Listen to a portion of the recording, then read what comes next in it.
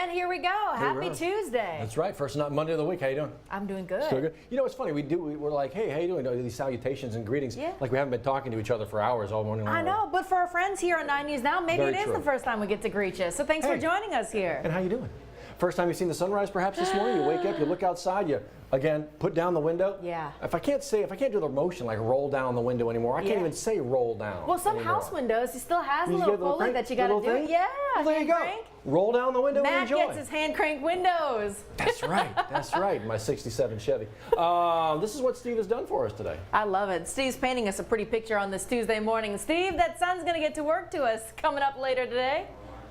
Yeah, once again, quite the contrast from the morning to the afternoon. 62 in Baton Rouge at this hour. That marks our coolest temperature since the 4th of May. So you have to go back more than 4 months to find a cooler morning here in Baton Rouge. Got down to 58 in Macomb, so another nice cool start. Those are low temperatures, and as I said, 62 is actually our current temperature in Baton Rouge. So mostly low to mid 60s right now, enjoying another beautiful morning. There's another look at that beautiful sunrise shot, the sun coming up behind some of the downtown buildings. That view brought to you by Our Lady of the Lake. But again, it's going to be quite the contrast. Nice and cool outside this morning. It heats up quickly though. Upper 80s at noon, highs low to mid 90s. We hit 94 yesterday, going with a high of 94 today, and expecting it to stay dry. Speaking of dry and rainfall, not expecting much over the next 7 days. This is the outlook from the Weather Prediction Center, showing generally 1/10 of an inch or less of rainfall right on into Tuesday of next week. So the drought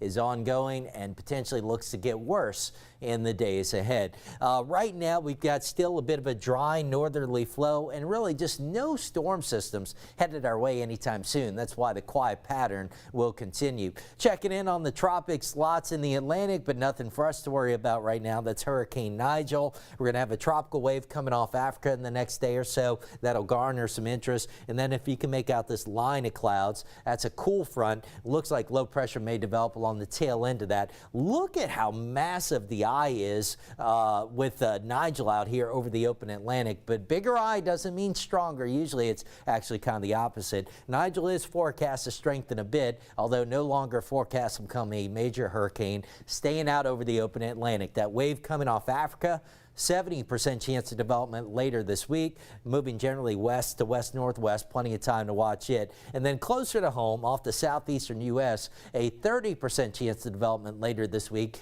May not be purely tropical, but whatever comes of it, looks like it's going to move to the northwest, back into the southeastern U.S., not going to bother us. So here at home, a quiet pattern continues.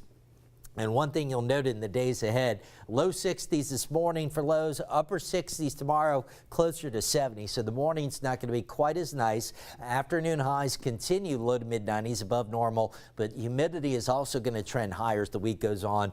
Mainly dry into the weekend, just some small rain chances Sunday into early next week. Time now 7:06. Let's get an update on your Tuesday morning drive with Johnny. Still working a wreck in the Baton Rouge area on Coursey Boulevard at South Fork, I think. Let's see. Yeah, South Park. Coursey at South Park, right in that area.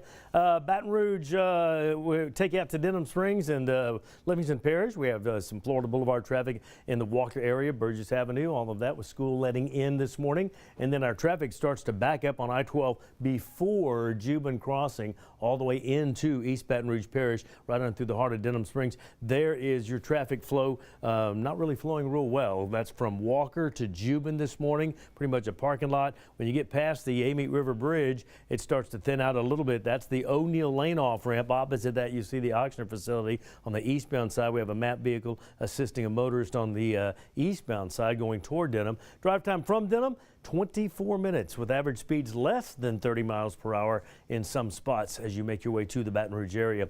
7:07, we do it every morning for you, kind of recap the morning headlines and give it to you in bullet form right as you leave the house this morning. It's always on WAFB Plus, and we go to Studio B for that. Liz Coe and Matt Williams. Johnny Nation, thank you. And we start here with international news kind of impacting the nation. Families welcoming people home here. People traded here, American detainees, a part of an agreement with Iran to release some prisoners Well, they just landed here in the U.S. That's the breaking news for you this morning. This began to unfold yesterday, and there are talks of kind of covert and secret talks going on for a number of months now. So it's 5 Americans back on American soil after being detained for years, according to the U.S. government, unlawfully in Iranian prisons. So what does Iran get? Well, they get about 5 or 6 or 7 Iranians released as well, plus they get upwards of $6 billion in once frozen Iranian oil money now released. Now, there are some people on this side of the argument saying, this is now the payment, this is the dollar amount for American hostages or being released from prison. So there's a lot of conversation going on right now about how this all came about and does this create further issues. Whatever your stance on it is, you can read the full story right here, but it is getting a lot of attention. We'll see if the White House shares some of those details about what went into those negotiations. Let's keep talking here because this is some big conversations. Obviously, United Nations leaders gathering upon New York to talk about matters at hand and the international affair. Big news here is that Ukraine's President Volodymyr Zelensky is set to talk with U.S. senators and UN leaders about more aid. While he says he is grateful for the aid that they've received already, and we're talking billions of dollars here in aid. Absolutely. Well, he says the fight is not over. Ukraine's still in an ongoing war with Russia, and saying it's not just Ukraine's problem here. You got more than 150 countries on hand today. UN General Assembly, a number of world leaders. Obviously, President Biden expected to speak to the General Assembly today. His 2 main topics of conversation, to your point, you have Ukraine and the climate crisis that continues to envelop the world. All that going on, General Assembly in New York City today. Let's get you back into South Louisiana. This just broke this morning. 5 a.m. we started hearing about a multi-parish police chase starting in West Baton Rouge Parish into East Baton Rouge Parish, finally ending up kind of in the Celebration Station area. Airline Highway is kind of where that chase ended here. Now, the West Baton Rouge Sheriff's Office tells us a man ended up getting arrested, and here's kind of what started this whole thing. They tell us that a woman actually called 911 to report being held captive by a man there, and that's when that chase started. Yeah, so what they, after the phone call held against her will, sheriff's deputies show up. They make contact with the 2. According to authorities, that man rammed one of their police or deputy units, took off. That's when that chase began. Over the bridge. Exactly, over the bridge, kind of to Liz's point, Celebration Station, the Airline 12, I-12 intersection. The man arrested, the woman getting medical attention right now.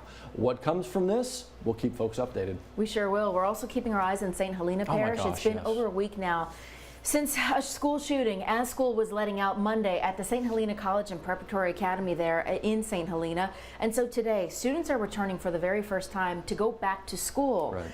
Things are going to get started here 8:30 with a prayer meeting in the school. What's going to be different today, Matt, is the security measures on campus. They're unveiling a list of things they're doing to make sure students and staff feel safe as they come back. That was the big question after the shooting. What's going to be done to ramp up security now? And those conversations are going on still. Those new practices and measures still being thought about and put into place. And again, you're probably going to see a lot of that out there today in St. Helena Parish, guaranteed. You're also going to have mental health services available for students and staff and victims of this shooting that's trying to make this process as easy as it can be. And it never is when you talk about that. The investigation into what happened is still ongoing. We'll keep tabs on all of that for you.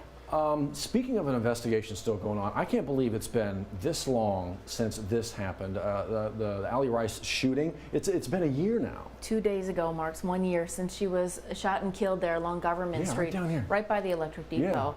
And so while we come up on this grim milestone, there's a lot of people who want to do good to honor her, right? So Walk-Ons in Prairieville, they're actually hosting a fundraiser today where if you dine with them, lunch, dinner, they're going to donate a portion of their proceeds to the Live Like Allie Foundation.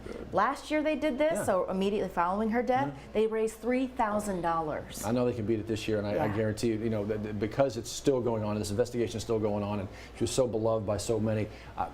Wait and see the numbers. I guarantee it's going to be even more than what they had last year. So if you're in the area and looking for lunch, what a great way to give and take. Speaking of lunch, there's another fundraiser actually happening. Raising Cane's on Florida, kind of there by the Amazon facility. They're actually hosting another fundraiser of its own, Matt. They're unveiling its new double drive-through area. Yeah, but it's for a good cause. It is. It's a great cause. And what they're going to do is from open to close today at that particular location, they're donating 15% of their profits to the Greater Baton Rouge Food Bank. So it's another one of those win-win kind of situations. Yes. If you happen to be in that area, this is the one that you mentioned, Florida Boulevard, so it's out near the big Amazon facility. Yeah. You can't miss it.